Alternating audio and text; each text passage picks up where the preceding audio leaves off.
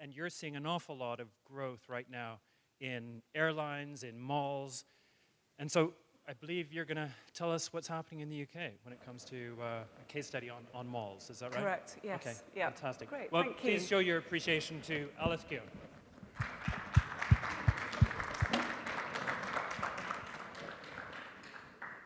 Well, firstly, thank you so much to Jonathan and the team at Bench for inviting me out here to help support this inaugural event, which we expect firmly to be, in our calendars for every year for the foreseeable future. I also want to preface what I'm about to say with a sweeping apology. I arrived here in Dubai for the first time in 8 years on Saturday morning, and I hopped straight in a cab and went and had a look at some of the malls here. And we have a saying in the UK about teaching grandmothers to suck eggs, and I suspect that that's what I'm about to do. So I'm going to apologise straight off. As Jonathan kindly said, Davis Cofer Lyons is a property agency. We've been going for over 40 years, and we are the leaders in our field in terms of the work we do. We're predominantly landlord focused, and we help our landlord clients, whether they be shopping malls, developers, or the landed estates and London estates, and a little bit of European work. We help them all to really create destinations. For example, in Covent Garden, we've helped capital and counties put in Balthazar, Shake Shack, and most recently we've just announced the Ivy Cafe. So that, in its own way, is doing what the retail is doing in Covent Garden with the Apple Store and Chanel, is really creating a place to be in central London. But what I'm focusing on today is what's happening in the malls, and there is no doubt about it. There has been a mini revolution of the offer in shopping centres, the food and beverage offer in shopping centres over the last 10 years. This is what we used to have. It was pretty dire, there's no doubt about it. It was dominated by a big old, international conglomerate.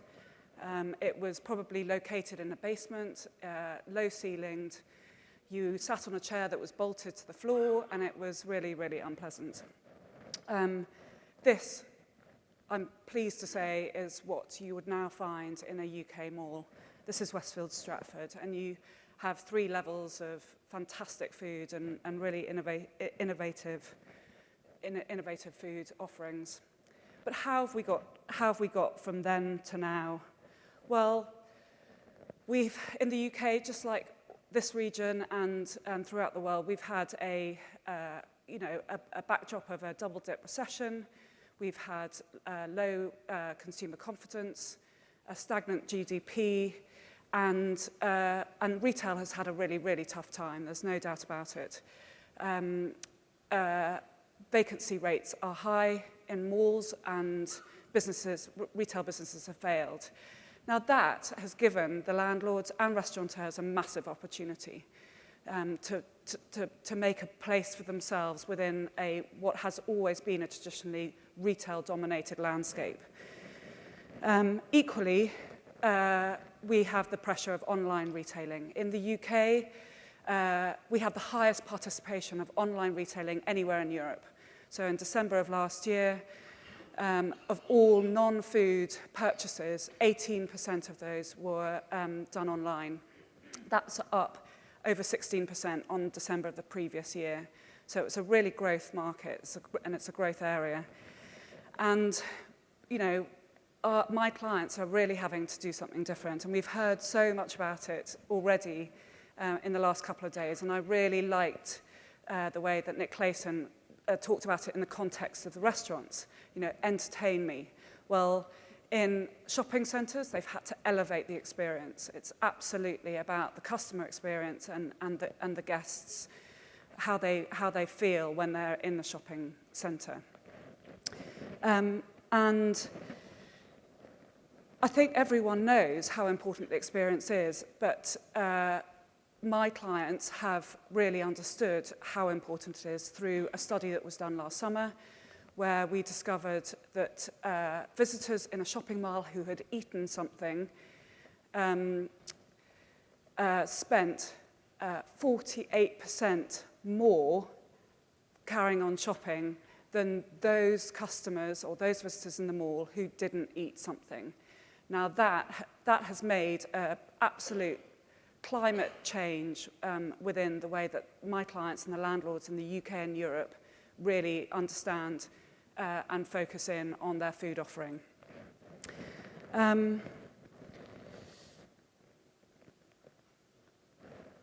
This basically leads to a really virtuous circle and the road to happiness. So, the landlords are getting greater footfall, the retailers are seeing a much bigger spend, and, the restaurateurs are getting a piece of this party which they never had before, which is all fantastic. The single most important thing that has really changed the way that food has been delivered in shopping centres was the arrival of Westfield. Now, for those of you who don't know who Westfield are, they are the biggest shopping centre developer in the world. They have 90 centres, predominantly in Australia and the US. They attract 1 billion people to their centres every year and deliver a $40 billion retail spend in those centres per annum. So, they're quite good at what they do. And they came to the UK and they bought a development site that already had planning that was going to be delivered in 2008. The interesting thing about Westfield is their ambition. So when they were looking at what they were going to do in Westfield, London, which is an affluent suburb of London, they obviously looked at where their customer base was going to come from. Anyone who spends $2 billion on a centre does quite a lot of research before spending that kind of cash. And like anyone, they thought, well, I reckon we could get we could really dent the prime retail West End hub, the Bond Street, the Oxford Streets, the Regent Streets. There's no doubt that if we do it right, we'll get people who would normally shop there to come to our centre. Equally, if we get it right, there is no doubt that we can get people on a regular basis from the affluent southwest London residential suburbs. And if we do a really good job, we can get people in to our centres on longer day trips from further afield, so the affluent home counties. Now that is traditionally where a UK shopping centre developer would have stopped. Westfield, This is their European black label flagship. And they knew the amount of tourists that we get in London, that if they got it right, they could appeal to this tourist and foreign market. So the UAE, the Far East, the Americas, and the Europeans, there's no doubt they could do that. So the first thing that they did was they went out and secured Louis Vuitton. Now, here in the UAE, that, having Louis Vuitton and Prada and Tiffany is, common practice in your malls. This is the only place that LVMH has signed in Europe, before or since. And this was absolutely the game changer. So we knew when we were delivering the F&B for Westfield, we would have to make an absolute step change to be in line with this retail. And we secured a champagne operator to do a wonderful island champagne bar within this luxury village, designer village space within Westfield, London. And it was done on a kind of more of a kind of management agreement, because we really had to coerce CSEs to come on board. So Westfield helped design the bar, and they helped in a management role as well. But I'm really pleased to say that it has absolutely flown, and CSEs have gone on to open champagne bars in Westfield Stratford, as well as other really high-quality retail environments. So it really was a case study of excellence. And we took that notion of complementing the right retail with the right F&B all the way through the Mall at Westfield, London. So in the kids zone, we had a really fun gelateria. The family-focused dining was up by the cinema, and we had quality sandwich operator near the high street fashion. And we had a third wave coffee bar in the kind of more edgy, youthful fashion area. But actually, where Westfield really, really broke every single rule in the book and every single boundary within food delivery was in their cafe court. So they took the very, very bold step of carving out about 35,000 square feet from prime retail space. So this is where you'll get Zone A retail rents of, eye-watering. And they decided to do a new concept for the UK. And this was a cafe court style. So it's where you bring 12 kitchens, 12 distinct operations, distinct cuisines into a shared seating environment. And you ask the operators to cook fresh to order, and you ask them to sell between £6 and £12 a head.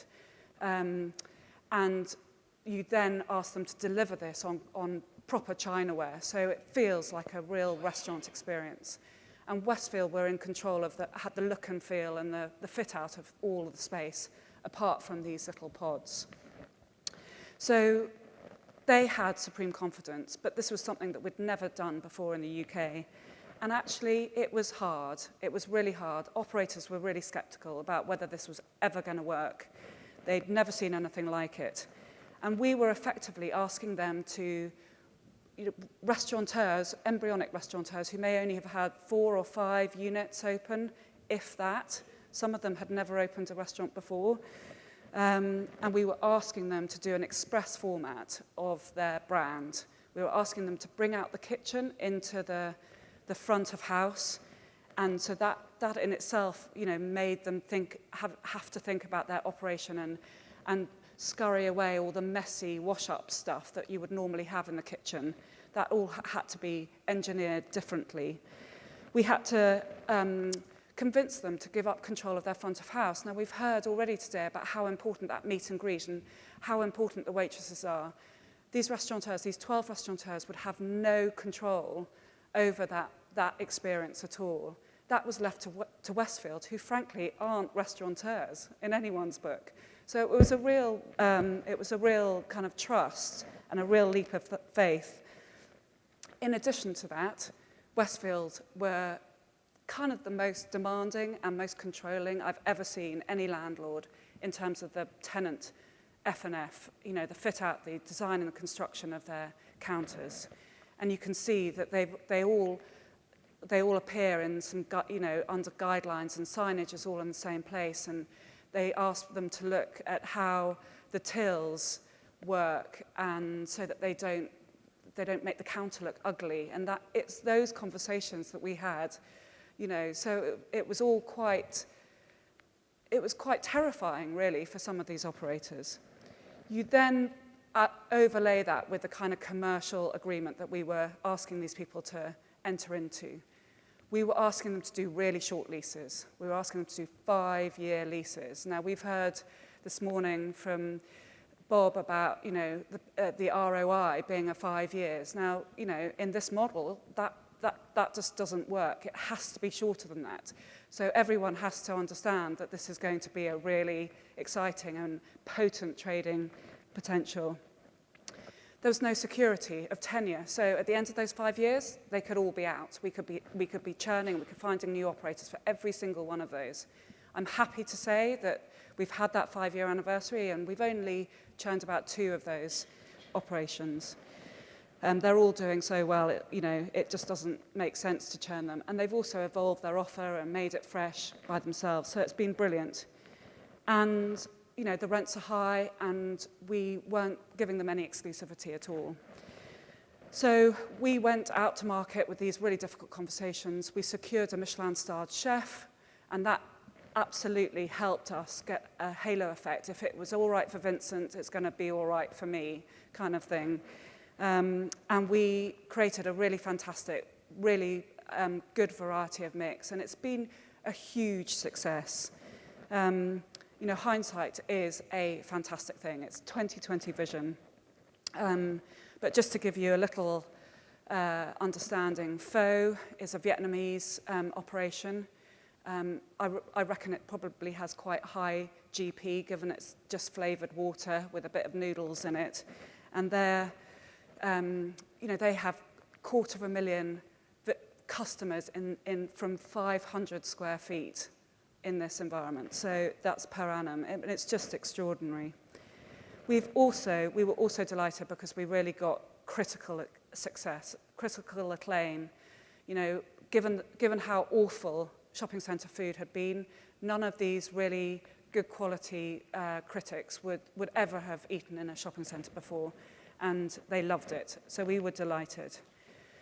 So then, fast forward 3 years, we've got Westfield Stratford opening in 2011 in the Olympic Park.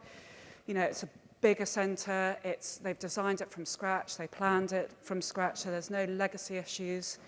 And again, here, it was all about the customer.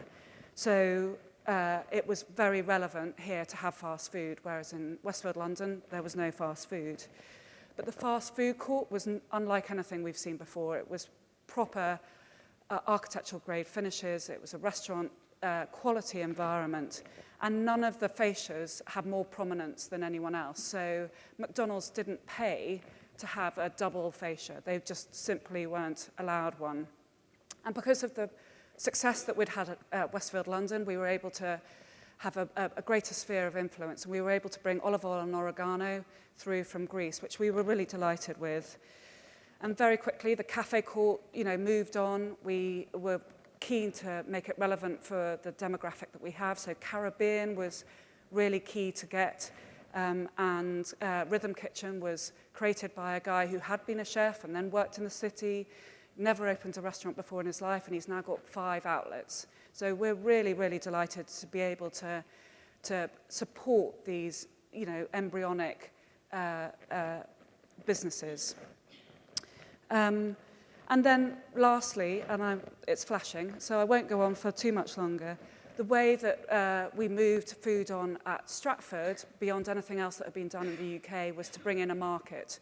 This is food retailing, so we had 17 outlets, and we harnessed street traders who were predominantly selling retail items, but with an ancillary kind of eat-in. So we had a great Japanese, we have a really wonderful Turkish bakery, we've got a lovely tapas bar and even a craft brewery. So it really did set the tone going forward and create differentiation. So really, in summary, Westfield has been a force to be reckoned with in the UK. The other landlords, particularly in the UK and some in Europe, have copied and emulated what Westfield have done. And that is because it's proven to be incredibly successful. If you get really good quality and the right quantity of food and beverage through the mall, then you deliver footfall and you deliver retail spend. And really, back to my previous slide, everyone is happy. Thank you.